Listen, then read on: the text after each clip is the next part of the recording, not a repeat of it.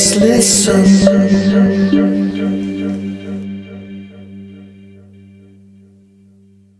This gentleman right here. This is Arnell Carmichael. All right. Next to him, please. Next to him is Arnell Carmichael. Arnell, welcome aboard.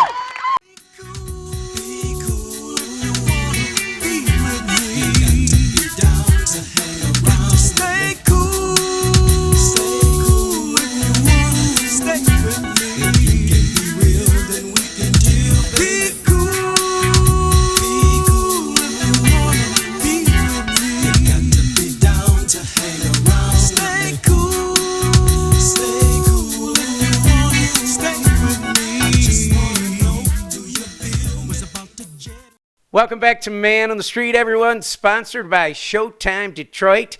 Dan, the owner, has his place on Joseph Campo in Hamtramck.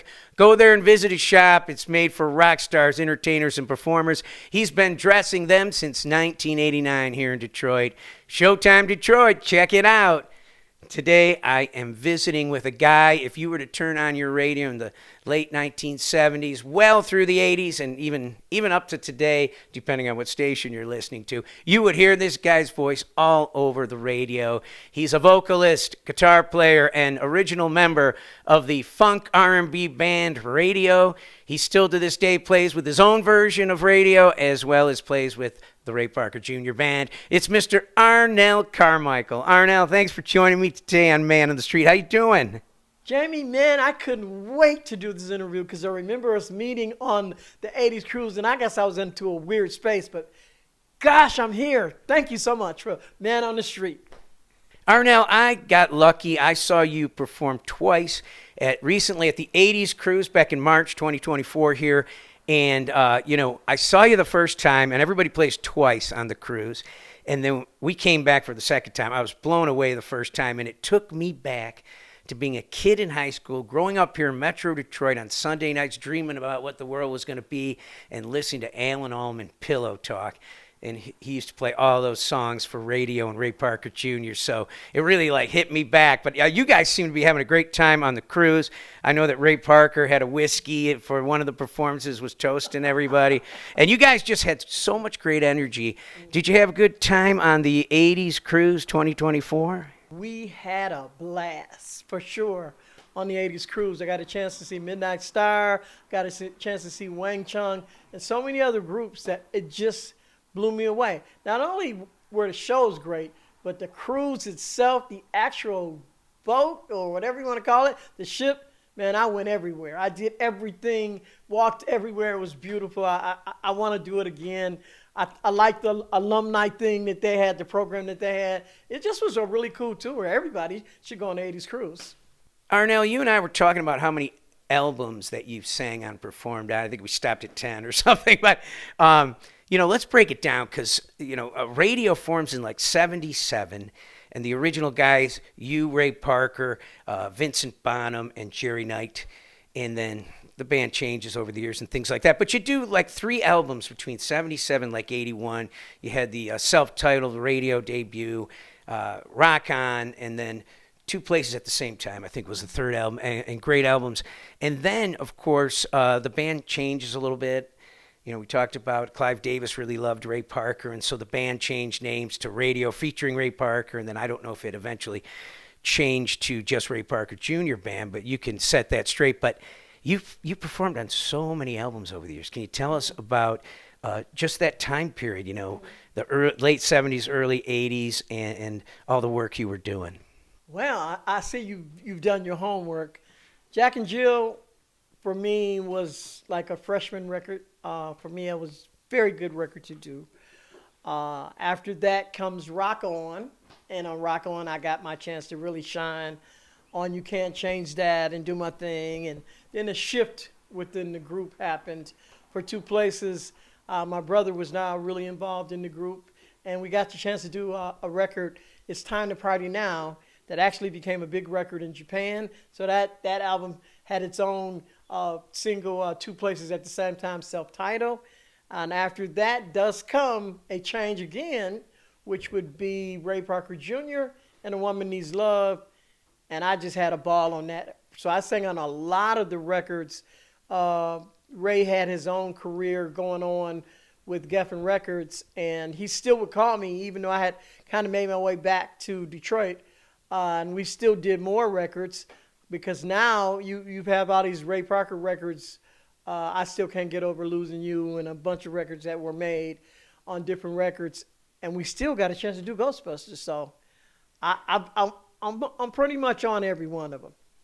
I was blown away by when you told me that your father owned a record company in Detroit back in the day, and it was like right down the street from Motown. Tell us about your father and his record company. That's a kind of touching moment for me, because imagine before the riots, my father has a company called D-Town, and I really didn't know it.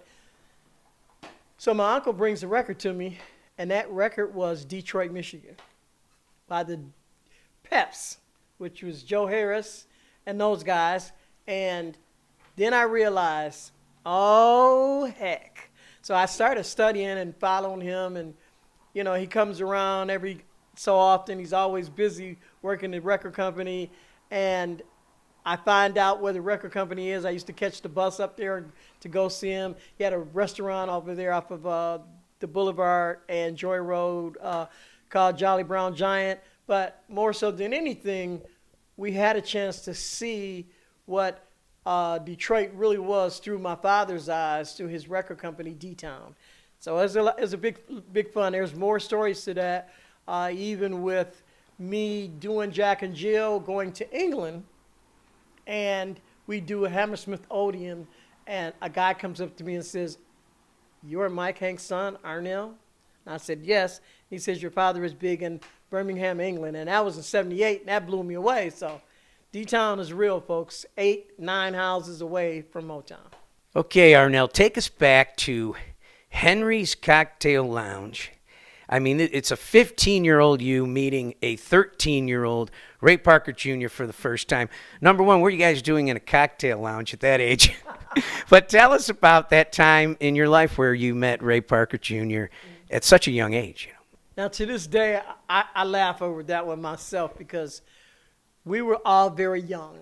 And, I didn't really know who this young guy was, but the Carmichael Movement, which was my family group, was performing, and my Uncle Jerry, he used to install systems into all of the local nightclubs, and Henry's Cocktail Lounge was one.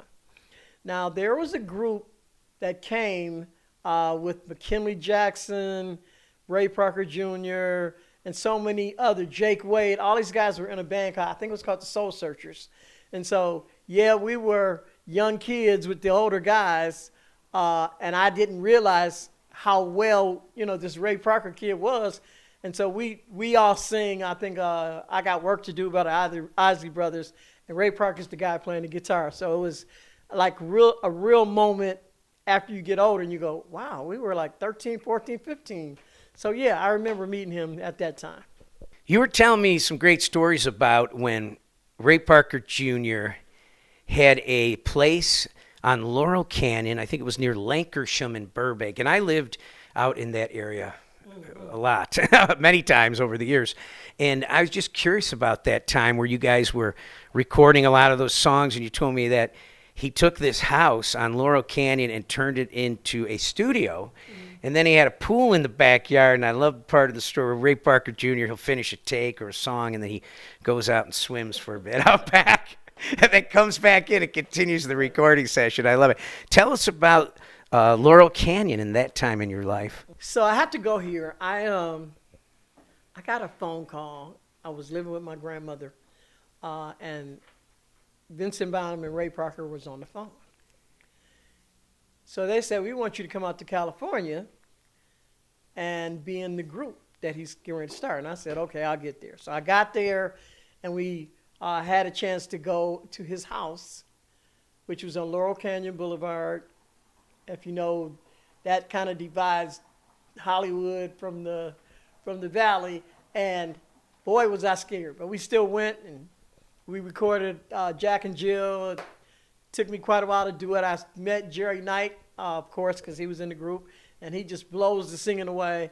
and then I do mine, and it took me a lot longer than I wanted to. So in the process of, we finally finished the song, and I'm not afraid of swimming, but Ray Parker jumps in the pool and he actually starts treading water like a fish. I'm like, what the heck?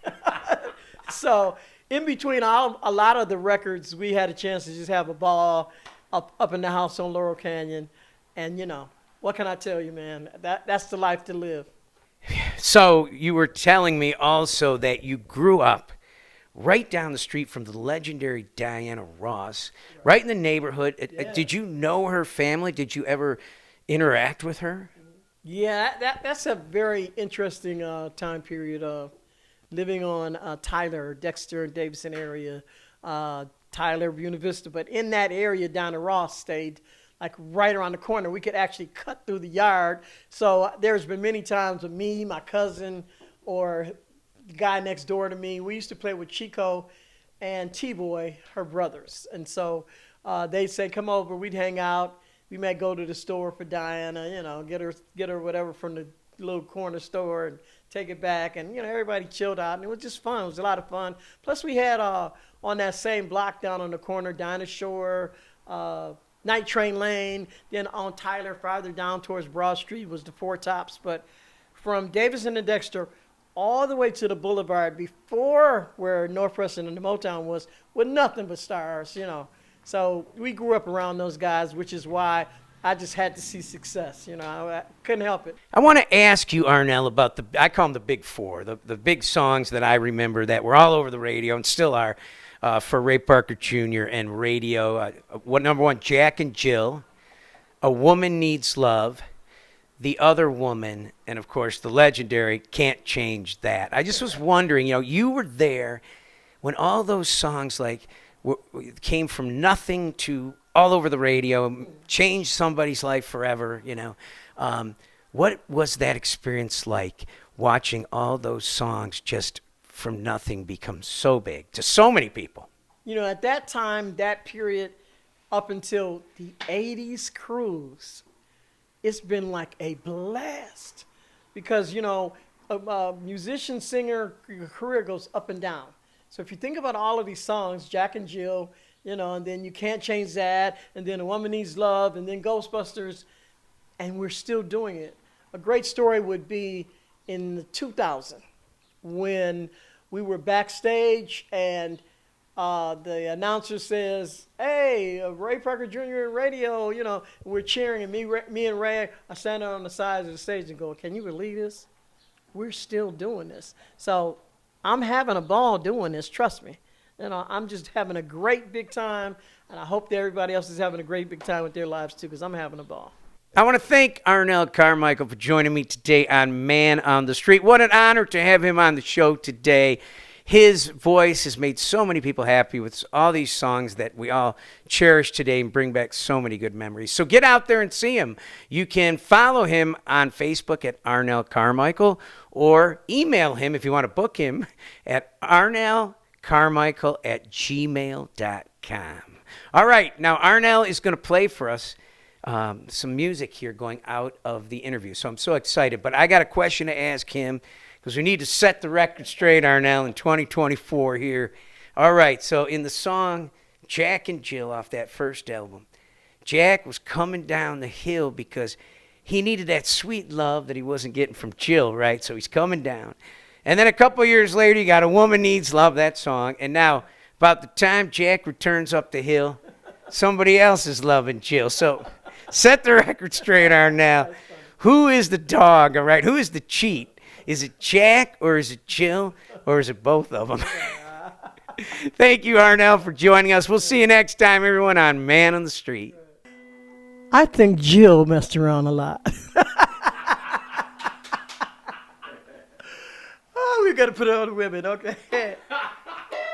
Jack wanted someone to feel, sat upon the hill and waited all day for Jill.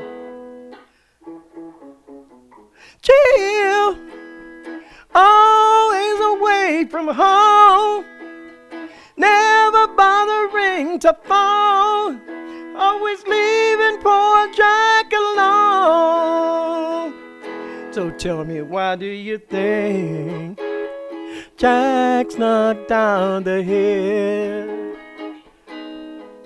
He needed love, love he couldn't get from Jack. Yeah? Okay, let me see. No matter what you do or say, I thought about this for many a day, and my mind's made up to feel this way, and you can't change that, 'cause you're the one I love, and you can't change that. You're the one I need, and you can't change that.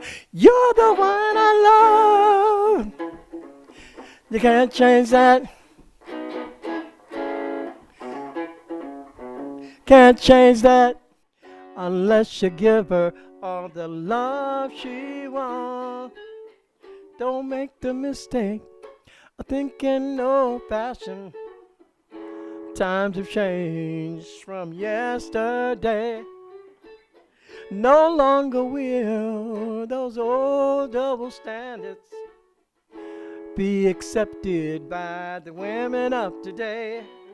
If you think you're fooling her, you just might be fooling you. Remember, if you can do it, oh, she can too, because a woman needs love just like you do. Oh, don't kid yourself into thinking that you don't. She can fool around just like you do, unless you give her all the love she wants. Me and all my friends, all misunderstood, say we stand for nothing and there's no way we ever could. Now we see everything that's going wrong with the world of those who lead us. Feel we just don't have the means to rise above and beat it. That's why we keep waiting. We're waiting on the world to change. We keep on waiting. We're waiting on the world to change. It's not that we don't care. We just know that the fight ain't fair. We keep on waiting. When there's something strange in your neighborhood, who you gonna call? Ghostbusters. When there's something weird and it don't look good, who you gonna call? Ghostbusters.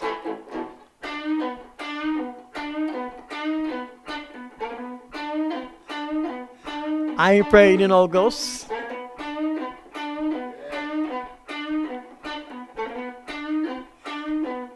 I ain't afraid of no ghosts. All right. All right, so